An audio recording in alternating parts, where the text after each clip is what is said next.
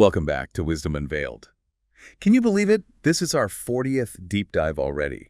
It's been quite a journey exploring these illuminating conversations with Dr. Dinani and Dr. Laura It John. really has been. Before we dive into today's topic, a quick reminder. These are translated conversations, so we might miss a few subtleties along the way. Oh, absolutely.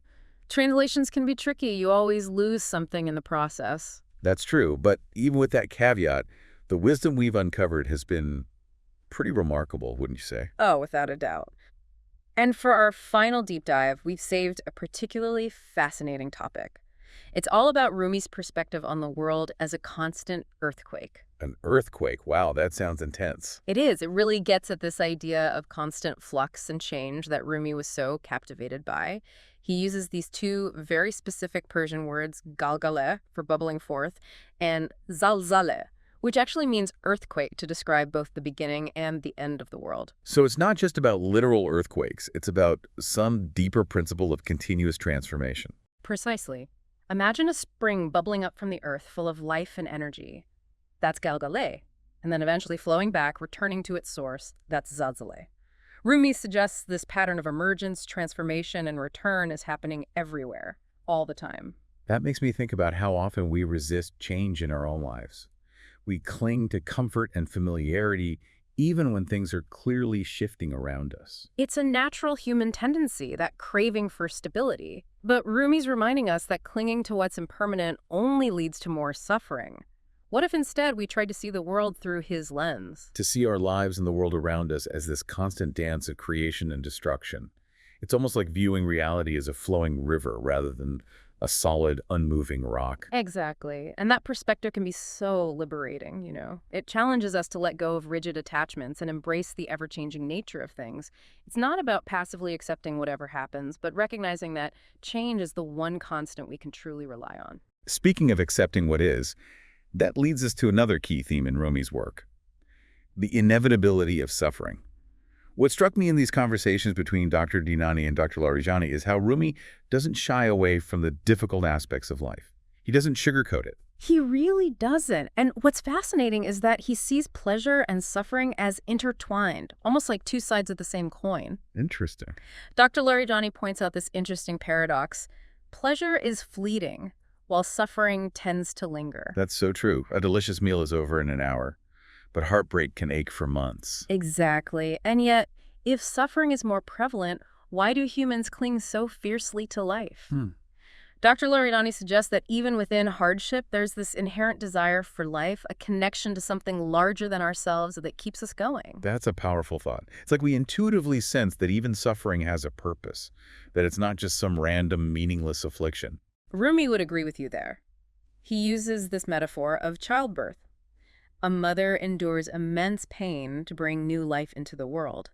In the same way, he suggests our own suffering can be a catalyst for growth and transformation. So it's not about pretending everything is rosy or denying the pain, but about finding the hidden potential, the seed of something new that might emerge from the darkness. That's beautifully put. And that search for meaning within suffering connects to another concept Dr. Dinani and Dr. Larijani discuss, this idea that we can never truly possess truth, but can only draw closer to it. Yes, I remember that. It's called takarub, right? Yes, takarub. This idea of drawing closer to truth. It challenges us to rethink how we view truth itself. Is it a fixed set of facts we can grasp and hold on to, or is it something vast and boundless, something we're always approaching but never fully grasping? Rumi seemed to think it was more about the journey, the continuous exploration and refinement of our understanding. He even questioned whether truth is a static concept at all. It's a very different way of thinking about truth than what we're often taught. And for Rumi, this journey of takarub was closely linked to self-discovery. He believed that the external world is a reflection of a deeper inner reality. So by understanding ourselves better, we can actually gain a deeper understanding of the world around us. Precisely. Dr. Dinani even mentions that for someone who knows how to truly listen, even inanimate objects like rocks, leaves, or the desert can hold deep meaning. It's like they're whispering secrets to us if we just learn to pay attention. Exactly. And that kind of attentiveness, that willingness to see beyond the surface, is what Rumi encourages us to cultivate. It makes me think about those moments when you suddenly see something familiar in a completely new light. Yeah. It's as if a veil has been lifted, and you're seeing the world with fresh eyes. Rumi would say those are moments when you're catching a glimpse of that deeper reality, that interconnectedness that underlies everything. And he believed we could cultivate those moments, not just wait for them to happen by chance. It's about actively seeking that deeper connection, that understanding. Absolutely. And you know, Dr. Laurijani brought up a really interesting point about how Rumi viewed this capacity for choice. He emphasized that humans, unlike other creatures, have the power to choose their path. He saw that as a defining characteristic of what makes us human. We're not just puppets of fate or circumstance. Right. And with that freedom to choose comes tremendous responsibility. Each choice we make, no matter how small, sets a chain of events in motion. It's like that butterfly effect idea. A tiny flutter of wings can ultimately lead to a hurricane on the other side of the world. Exactly. So our choices have this ripple effect, impacting not just ourselves, but the world around us. And Rumi believed that awareness should guide our decisions, helping us align our actions with our deepest values and aspirations. It makes you consider, are my choices creating the kind of world I want to live in? Am I using my freedom to contribute to something larger than myself? Those are powerful questions to ask ourselves, and they lead us to another key theme that emerges in these Marifat conversations. Rumi's emphasis on the present moment as a source of renewal and transformation. He wrote, "I desire only that which is his in every moment." I remember that line. It's so evocative. What do you think he means by that which is his? It's such a beautiful way of expressing surrender to the divine will, trusting that even when things are difficult, there's a higher purpose unfolding. But it's not about passivity, it's about recognizing that each moment holds the potential for a fresh start, a new beginning. It's like we're constantly being offered this blank canvas with each new moment. We have the freedom to create something beautiful, something meaningful, even if it's just a small brushstroke in the grand scheme of things. You've captured the essence of it perfectly, and this idea connects beautifully to the concept of choice that we were just talking about. Each moment presents us with new choices, new opportunities to align ourselves with our deepest truth. So it's not just about accepting the present moment as it is, but about recognizing its dynamism, its potential for change and transformation. Exactly. And this brings us to another key element of Rumi's teachings, his emphasis on the importance of seeking wisdom. He famously asks, "Where is the ear to listen?" But he's not just talking about passively hearing words. He's talking about deep listening, about actively engaging with ideas and allowing them to penetrate our minds and hearts. Yes. And it's about seeking out those sources of wisdom, whether through teachers, books, nature, or even our own experiences, and allowing them to nourish our souls. And to be open to wisdom that we find in unexpected places, even a simple rock or a falling leaf. Dr. Dinani highlights that even seemingly mundane things can hold profound meaning if we approach them with the right attitude. That's so true. It reminds me of how Rumi was fascinated by the night. He often described it as a time for contemplation, for connecting with a deeper dimension of reality. The night offers this unique opportunity for inward exploration. During the day, we're constantly bombarded with external stimuli, but when darkness falls, we can turn inward, quieting our minds and tuning into that deeper part of ourselves, the part that lies beyond the ego and the limitations of our individual identities. It's like the world's distractions fade away, and we're left with this vastness and mystery, a space where we can connect with our true selves and the divine. Precisely. And Rumi encouraged us to create those spaces of quiet contemplation in our lives, to make time for stillness and reflection, to listen to the whispers of our hearts. It's a reminder to slow down, to disconnect from the constant noise and stimulation of modern life, and to reconnect with our inner wisdom. And this inner wisdom, Rumi would say, is the key to unlocking our true potential, to becoming masters of our own Kaaba, as he puts it. But I think we should save that discussion for part 2 of our deep dive. You're right, we've covered a lot of ground already. Yeah. Let's take a moment for our listeners to reflect on everything we've explored so far. You know, before we move on, I wanted to touch upon Rumi's use of the word earthquake to describe both the beginning and the end of the world. Yes. You mentioned that earlier. It's such a powerful image. What do you think he's trying to convey with that? He's emphasizing the impermanence of all things, even on a cosmic scale. Everything is in this constant state of flux, of creation and destruction. The world as we know it will eventually come to an end. It is a sobering thought, isn't it? But also kind of liberating in a way. Right. It frees us from clinging to what is fleeting. You know, Dr. Laurijani reminds us that even things we consider permanent, like mountains and oceans, they're constantly changing, just at a much slower pace. So everything is in motion, even if we can't perceive it with our limited human senses. Precisely. And this understanding, it can help us navigate those ups and downs of life with greater equanimity. When we recognize that change is inevitable, we're less likely to be thrown off balance by challenges and setbacks. It's like surfing a wave. Yeah. If you resist the wave, you'll wipe out. But if you surrender to the flow, you can ride it with grace and ease. Oh, what a perfect analogy. And this brings us back to that intriguing phrase you mentioned earlier, becoming the master and lord of the Kaaba. Yes. Dr. Dinani brings up that line from Rumi, and it immediately caught my attention. Obviously, he's not talking about literally ruling over a physical building, right? Right. It's a metaphor, but what does it represent? What's he really getting at? Exactly. Well, Dr. Larizani explains that Rumi is using this image to convey the idea of spiritual mastery. It's about aligning ourselves with a higher purpose, embodying those divine qualities of justice, wisdom, and compassion, becoming a beacon of light for others. So it's not about power or control, but about service and contribution, using our gifts and talents to make a positive impact on the world. Exactly. And Dr. Dinani points out that this idea of spiritual mastery isn't some distant goal we achieve only after years of intense practice. It's something we can cultivate in every moment through our everyday actions and interactions. Okay, so that's really empowering to hear. How do we actually become these masters of our own Kaabas, so to speak? What are the practical steps? Well, Dr. Larijani highlights a few key principles that Rumi emphasized. One is this importance of self-knowledge, understanding our own strengths and weaknesses, our motivations and desires, so we can act with greater awareness and intention. So it's that classic advice, know thyself, but it sounds like it goes even deeper than just introspection. Absolutely. It also involves feedback from others, being open to hearing how our actions impact those around us, and using those insights to grow and evolve. It's like we're all mirrors for each other, reflecting back both our strengths and our areas for growth. We need that external perspective to see ourselves more clearly. I love that analogy. And another key principle is the practice of presence, bringing our full attention to the present moment, letting go of distractions and worries, and engaging fully with whatever we're doing. That sounds so simple. Yet, in our fast-paced world, it can feel incredibly challenging. We're constantly bombarded with information and demands on our attention. It's true. But Dr. Dinani reminds us that presence is a skill we can cultivate through practice. The more we practice bringing our attention to the now, the easier it becomes, and the rewards are immense. Greater peace, joy, and connection with ourselves and the world. So it's like we're waking up from a dream, from that autopilot state of just rushing through life, and we start to appreciate the richness and beauty of each moment as it unfolds. Exactly. And, Rumi saw this practice of presence as essential for cultivating compassion.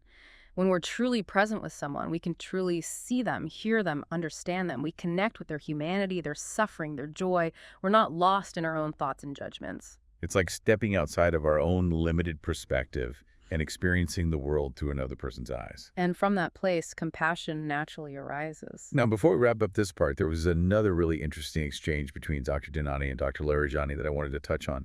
It's about the nature of truth and how our perception of it can evolve over time. Oh, yes. They bring up the story of the prophet Abraham and his journey towards understanding God. Yes, the part where he initially mistakes a star for God, then the moon, then the sun. It's such a powerful illustration of how our understanding of truth can change as we grow and learn. Exactly. And Dr. Dinani asks this thought-provoking question. Why didn't Abraham say, this is a manifestation of God, instead of declaring it to be God himself? That is interesting. What's the significance of that distinction? It highlights the limitations of human language and perception. Dr. Larijani explains that if Abraham had recognized the star as merely a manifestation of God, he wouldn't have later rejected it when it faded. So he was initially fixated on the form, on the outward appearance, rather than the essence. Precisely. And this is a trap we can all fall into. We mistake the symbol for the reality it represents. We cling to fixed ideas and beliefs rather than allowing our understanding to expand and evolve. It's like we're trying to fit the infinite into a finite box. Exactly. And this brings us back to Rumi's concept of taqarrub, drawing closer to truth. It's a continuous process of refinement, of letting go of limiting beliefs, and opening ourselves to new perspectives. It's about recognizing that truth is not something we possess, but something we journey towards, something that unfolds before us as we deepen our understanding. And this journey requires humility, a willingness to admit that we don't have all the answers, that our current understanding is always incomplete. It's about embracing the mystery, the unknown, and allowing ourselves to be surprised and transformed by what we discover. Beautifully put. And, this brings us to another crucial aspect of Rumi's teachings. This idea that the external world is a reflection of our inner reality. So if we want to understand the world around us, we need to start by understanding ourselves. Exactly. Dr. Dinani points out that even something as seemingly simple as a leaf can hold profound meaning if we approach it with the right attitude. You mean even inanimate objects can teach us if we learn how to listen? Precisely. It's about cultivating a sense of wonder and curiosity, recognizing that the universe is filled with messages and lessons if we only open our hearts and minds to receive them. This makes me think of Rumi's fascination with the night. He often described it as a time for contemplation, for connecting with a deeper dimension of reality. Yes. Dr. Larijani suggests that the night provides this unique opportunity for inward exploration. During the day, we're bombarded with external stimuli, but when darkness falls, we can turn inward, quieting our minds and tuning into that deeper part of ourselves, the part that lies beyond the ego and the limitations of our individual identities. It's like the world's distractions fade away, and we're left with this vastness and mystery, a space where we can connect with our true selves and the divine. Exactly. And Rumi encourages us to create these spaces of quiet contemplation in our lives, to make time for stillness and reflection, to listen to the whispers of our hearts. It's a reminder to slow down, to disconnect from the constant noise and stimulation of modern life, and to reconnect with our inner wisdom. And, this inner wisdom, Rumi would say, is the key to unlocking our true potential, to becoming masters of our own Kaaba, as he puts it.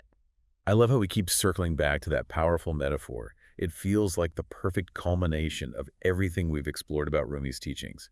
This journey of self-discovery, the embrace of impermanence, the practice of presence and compassion, and that recognition of our interconnectedness with all things. You've articulated it beautifully. It truly is a holistic path to spiritual awakening. And it all starts with that willingness to listen, to pay attention, to see the world with fresh eyes. Just like Rumi urges us to do with that powerful question, where is the ear to listen? I think it's safe to say we've found a few ears to listen today. I would agree. And I think Rumi himself would be pleased. Before we move on to the final part of our deep dive, why don't we pause here for a moment and let our listener absorb everything we've discussed so far. As we enter this final part of our deep dive into Rumi's wisdom, I'm struck by how his teachings are both timeless and incredibly relevant to our lives today. It's amazing how his words just seem to resonate across centuries and cultures, isn't it? Absolutely. It speaks to the universality of his message, this idea that there's a deeper truth, a deeper reality that connects us all. And that truth, as we've been exploring, is rooted in love. Rumi's poems are filled with expressions of love, but he seems to be talking about something much broader than just romantic love. You're right. It's more expansive, more all-encompassing. It's a love that extends to all beings, recognizing the inherent dignity and worth of every person, every creature, every aspect of creation. Exactly. It's like taking that saying, love thy neighbor as thyself, and expanding it to encompass the entire universe. That's such a beautiful way to put it. It's about seeing the divine spark in everything and everyone, recognizing that we're all interconnected, all part of this grand tapestry of being woven together by love. You've captured the essence of it beautifully, and this awareness has profound implications for how we understand our role in the world. It's no longer just about pursuing our own individual goals and desires, but about contributing to the well-being of the whole.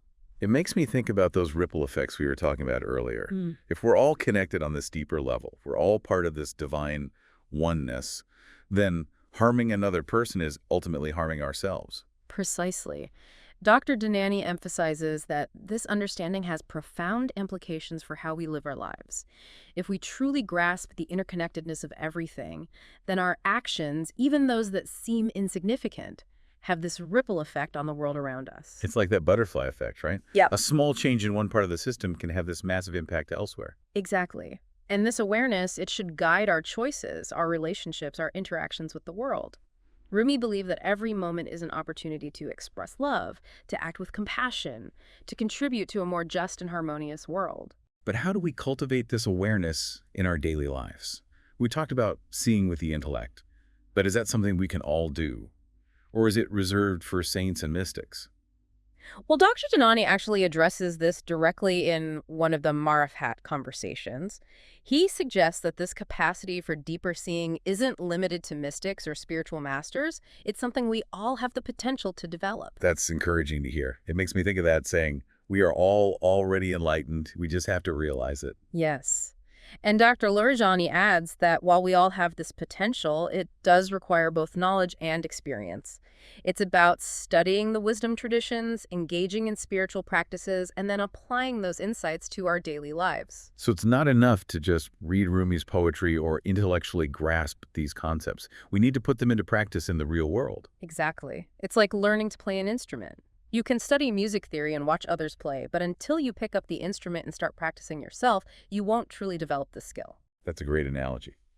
And speaking of practice, one of the practices Rumi emphasized was remembrance. Ah, yes, constantly reminding ourselves of that divine presence in every moment. Dr. Janani shared that beautiful line from Rumi, wherever you are and whatever you do, be in love. That's such a powerful reminder. It's about infusing our actions, our relationships, our work with this sense of sacredness and purpose.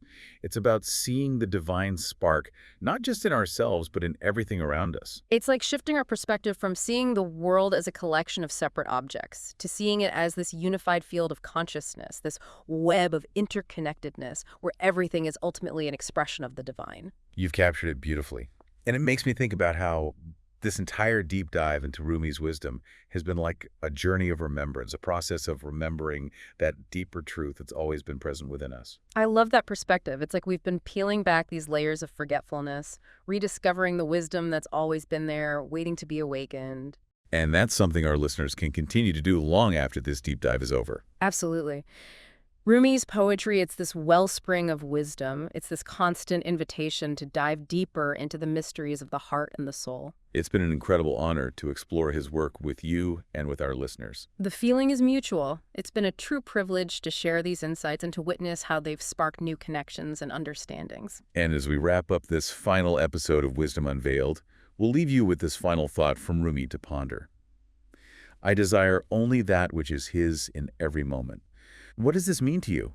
Where can you find moments of renewal and connection in your own life? We hope this exploration of Rumi's wisdom has sparked this desire for further exploration. There's a universe of meaning to discover in his poetry and teachings. Thank you for joining us on this journey of Wisdom Unveiled.